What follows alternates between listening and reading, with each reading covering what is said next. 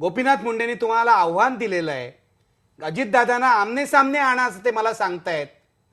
स्वीकाराल का तुम्ही हे आव्हान? राजकीय जीवनामध्ये काम करत असताना कुणी आम्हाला आव्हान दिलं तर ती आव्हान स्वीकारण्याची आमची तयारी आहे. कारण आमची भूमिका स्पष्ट असते, आमचे विचार स्पष्ट असतात, आमची कामाची पद्धत स्पष्ट असते. हे गेल्या 25 वर्षाच्या राजकीय जीवनामध्ये महाराष्ट्रातल्या जनतेने बघितलेलं आहे. आम्ही जे बोलतो ते खरं बोलतो, इतर लोक बोलतात ते खोटं बोलतात, परंतु रेटून बोलतात, हेही महाराष्ट्रातल्या जनतेने बघितलेलं आहे. आणि म्हणून त्यांची 4.5 वर्ष सत्ता असताना जनतेने लागोपाठ 3 निवडणुकीमध्ये त्यांचा दारुण पराभव केला आणि त्यांना कायम विरोधी पक्षामध्ये बसावं लागलेलं आहे. हे देखील ते आता मी ऐकत होतो त्यांचं, परंतु ते देखील ते विसरलेले आहेत. ते सांगतात की आम्ही चुकीचं वागतो. आम्ही चुकीचं वागत असतो तर नगरपालिकेच्या निवडणुकीच्या निमित्तानं महाराष्ट्रामध्ये पहिल्या नंबरचा पक्ष म्हणून राष्ट्रवादी काँग्रेस पार्टीला निवडून देण्याचं काम महाराष्ट्रातल्या विचारी नागरिकांनी जनतेने केलं नसतं. ह्याच्यातूनही दिसतं की आज भाजप शिवसेनेची काय अवस्था झालेली आहे. आणि आज काँग्रेस आणि राष्ट्रवादी काँग्रेसनी नगरपालिकेच्या निवडणुकीच्या निमित्तानं किती यश त्या ठिकाणी मिळवलेलं आहे. उलट आमची जबाबदारी वाढलेली आहे. आम्हाला जास्त चांगल्या पद्धतीनं काम करावं लागेल, लोकांना रिझल्ट द्यावे लागतील, लोकांनी टाकलेल्या विश्वासाला आम्हाला पात्र व्हावं लागेल.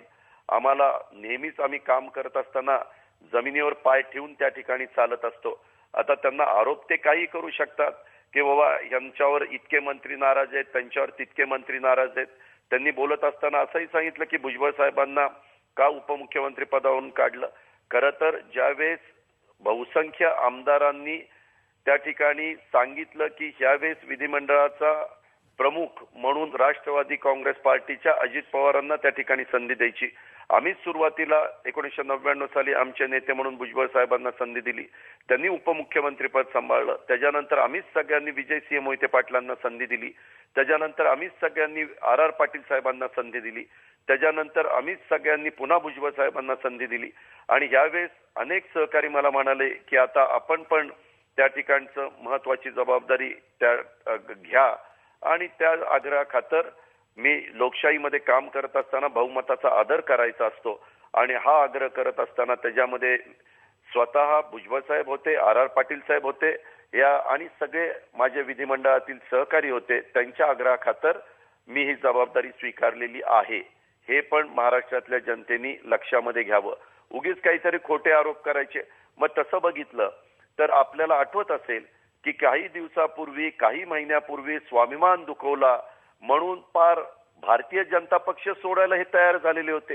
ते सांगत होते की माझं या पक्षात ऐकलं जात नाही, मी म्हणतोय त्याला विरोधी पक्ष नेता ठेवलं जात नाही, मी म्हणतोय त्याला मुंबईचा अध्यक्ष केलं जात नाही. अशा पद्धतीनं त्यांनी बोलायला सुरुवात केली. जे राष्ट्रीय नेते असतात त्यांनी अशा प्रकारची वक्तव्य केल्यानंतर खालच्या कार्यकर्त्यांच्या मध्ये मेसेज वेगळा जातो. खालचे कार्यकर्ते म्हणतात की हे स्वतःलाच त्या ठिकाणी महत्वाचं काम करू शकत नाही, स्वतः करता न्याय देऊ शकत नाही, ते आपल्याला काय न्याय देणार आहे. परंतु त्यांना इतर पक्षामध्ये कुठं जायचं होतं ते त्यांना स्वतःला माहिती आहे, कारण तो त्यांचा स्वतःचा प्रश्न आहे. त्याच्यामध्ये नाक खुपसायचं माझ्यासारख्या कार्यकर्त्याला काही कारण नाही. परंतु महाराष्ट्रातल्या जनतेने ह्या घटना 2 वेळेला त्या ठिकाणी बघितलेल्या आहेत.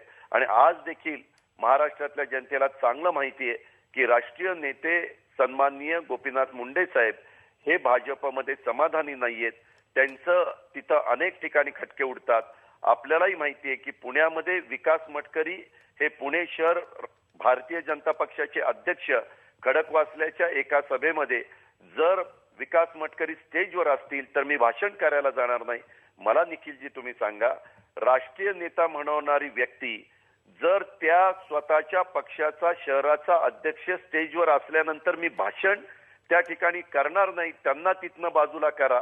आणि ते बाजूला गेल्यानंतर हे स्टेजवर गेले. हे किती पोरकटपणा आहे. ह्याला काय म्हणायचं?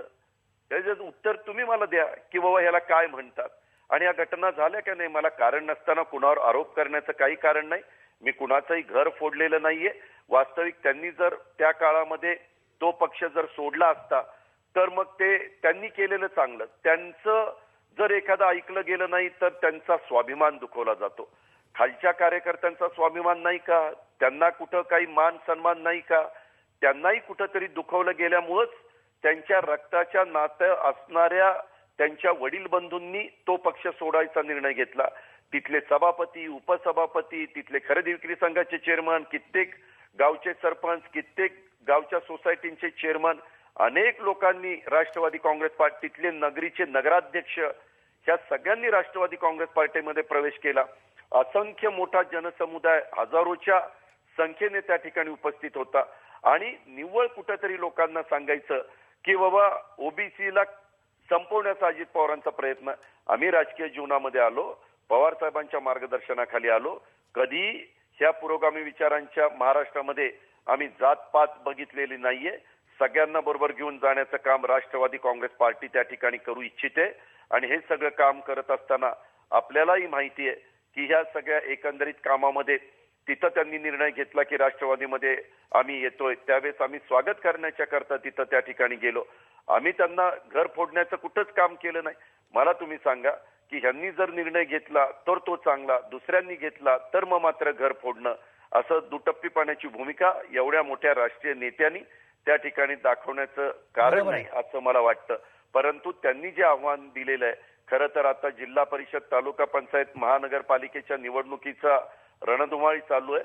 परंतु त्यांनी दिलेलं आव्हान मी पण स्वीकारलेलं आहे.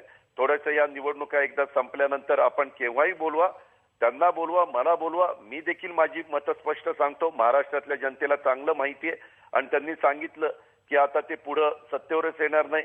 हे कोणी